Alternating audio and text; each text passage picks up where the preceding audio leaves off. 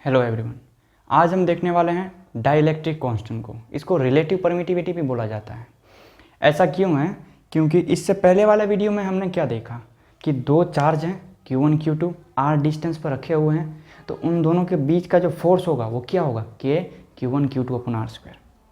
फिर उसके बाद वाले वीडियो में हमने क्या देखा कि इस फोर्स का डायरेक्शन क्या होगा, vector form of Coulomb's law. उससे हमें पता चला कि जो r1 माइनस r2 वेक्टर ले रहे थे उसका हम डायरेक्शन फाइंड कर रहे थे, और ये जो मैग्नीट्यूड हमने पहले वाले लेक्चर में फाइंड किया था उसके साथ ऐड कर दिया।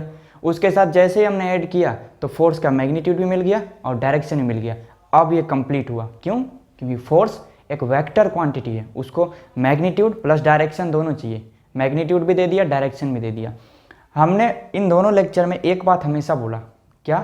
कि जो ग्रेविटेशनल कांस्टेंट वाला जी रहता है वो यूनिवर्सल कांस्टेंट है, कहीं पे बदलता नहीं है। इसलिए दो मास के बीच फोर्स किसी भी मीडियम में चेंज नहीं होगा अगर डिस्टेंस बराबर है तो। सेम डिस्टेंस पर दो मास है m1 m2 r डिस्टेंस रखे हुए हैं, वो एयर में रखे हुए हैं, वैक्यूम में रखे हुए हैं, वाटर में रखे हुए हैं, किसी भी मीडियम में रखे हुए हैं, उन दोनों के बीच का जो ग्रेविटेशनल फोर्स होगा वो सेम रहेगा, नहीं बदलेगा। क्यों? क्योंकि डिस्टेंस सेम है और m1 m2 सेम है। और सबसे बड़ा रीज़न क्या है कि जी एक यूनिवर्सल कांस्टेंट है, वो मीडियम पे डिपेंड नहीं करता। सिमिलरली हमने इसमें क्या देखा इलेक्ट्रोस्टैटिक फोर्स में, कि इसमें जो फोर्स है वो चेंज हो जा रहा था मीडियम चेंज करने पर। ऐसा क्यों हो रहा था? क्योंकि इसमें जो K होता है ना, ये वाला K अलग है, ये इसको हम K बोल रहे थे 1/4πε को K। तो ये K मीडियम पे डिपेंड कर रहा था। मीडियम अलग तो K अलग, तो K अलग तो फोर्स अलग।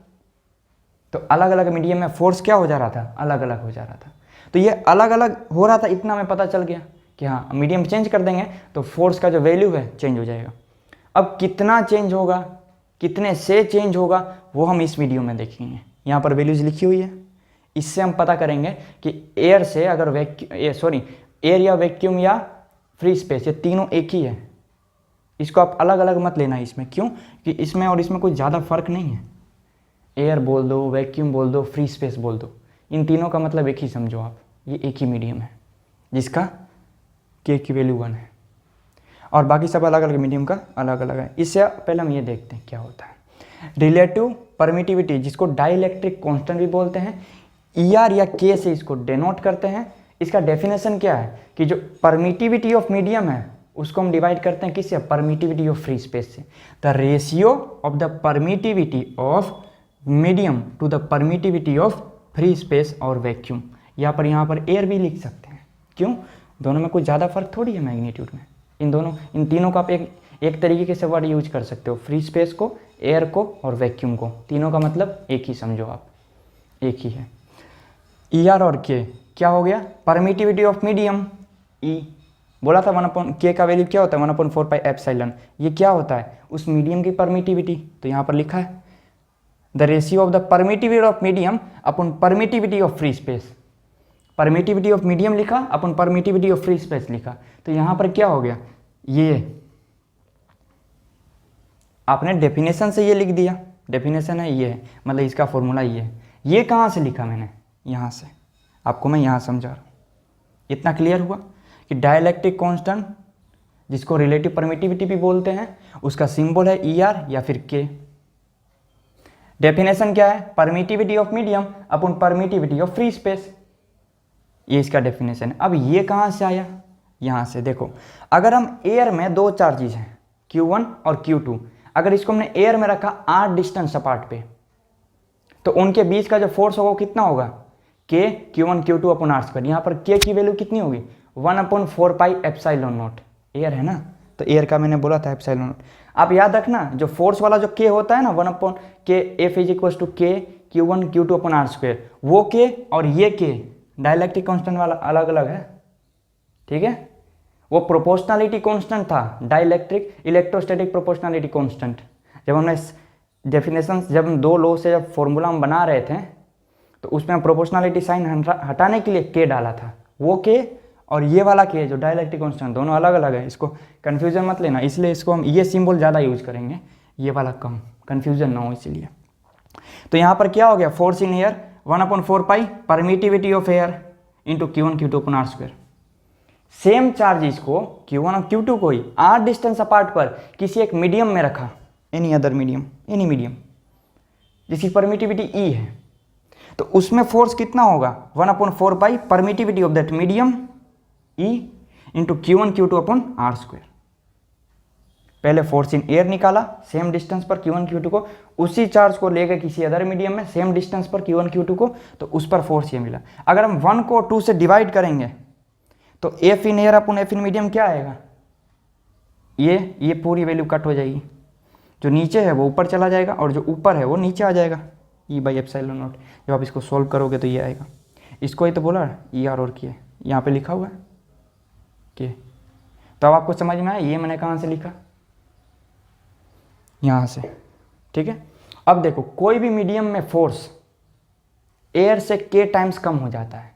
k क्या है, उस मीडियम का डाइलेक्ट्रिक कांस्टेंट है। मान लो किसी भी मीडियम का डाइलेक्ट्रिक कांस्टेंट k है, ठीक है।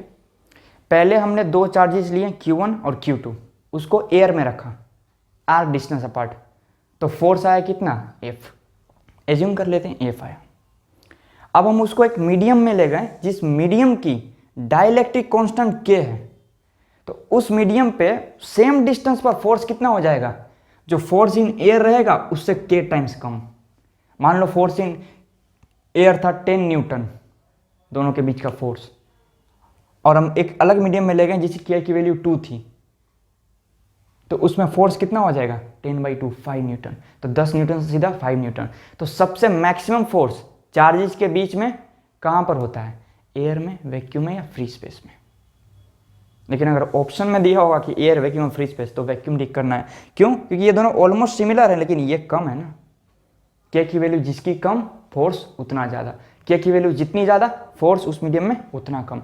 जैसे वाटर का देखो के कितना है 80, अगर हम एयर से दो चार्जेस को वाटर में ले जाएं तो सेम डिस्टेंस पर फोर्स कितना हो जाएगा 80 टाइम्स कम हो जाएगा, 80 टाइम्स कम हो जाएगा, समझे। तो मीडियम से कितना फ़र्क पड़ रहा है। लेकिन ग्रेविटेशन को देख लो, कुछ फ़र्क ही नहीं पड़ता, कहीं भी मीडियम में ले जाओ, किसी भी मीडियम में ले जाओ, फोर्स जितना है उतना ही रहेगा सेम डिस्टेंस पर।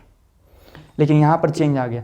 तो अभी तक हमने क्या पढ़ा, पहले हमने चार्जेस के बारे में पढ़ा था फर्स्ट लेक्चर में, इलेक्ट्रोस्टैट्स के, देखा चार्ज क्या होते हैं, पूरा फैमिलियर अच्छे वे में मैंने आपको कॉन्सेप्ट क्लियर किया, चार्ज होता क्या है, रियल वर्ल्ड में चार्ज कैसे कंपेयर करते हैं। सब चीज़ बने हुए हैं एटम से ही, इलेक्ट्रॉन, प्रोटॉन, न्यूट्रॉन, तो वो सब मैंने सब कुछ डिटेल में आपको क्लियर किया। उसके बाद हमने कूलम्ब्स लॉ पढ़ा, मैग्नीट्यूड फाइंड किया, वेक्टर को मैंने vector form of Coulomb's law next lecture में पढ़ाया।